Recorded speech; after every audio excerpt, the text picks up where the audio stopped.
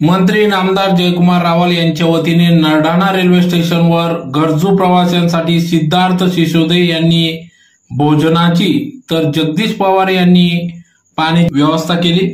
Amalner railway station जवळ कोळसा वाहतूक करणाऱ्या मालगाडीला झालेल्या अपघातामुळे दुपारी 2:30 वाजता 0927 Udhna Danapur express railway Nardana railway स्टेशनवर थांबवण्यात आली होती।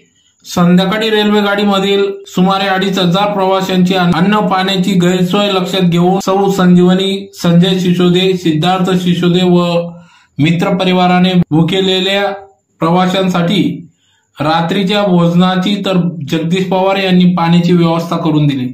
भुकेलेल्या प्रवाशांना अन्न पाण्याची गरज आहे अशी सूचना मुंबई मध्य प्रदेश रेल्वेचे अभयसिंग चव्हाण, नंदुरबारचे राजकुमार कुरील, नरडाणा स्टेशन मास्तर SI राय यांच्या मार्फत मिळाल्या होत्या।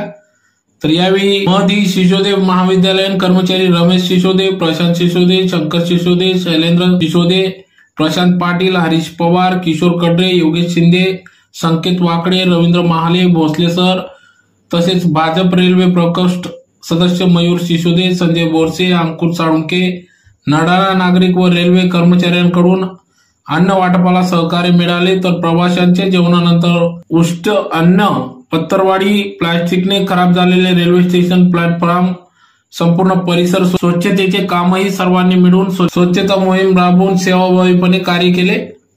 शेवटी रात्रीच्या 2 वाजेच्या सुमारास पुढील सिग्नल मिळाल्यानंतर ही रेल्वे दानापूरकडे रवाना झाली।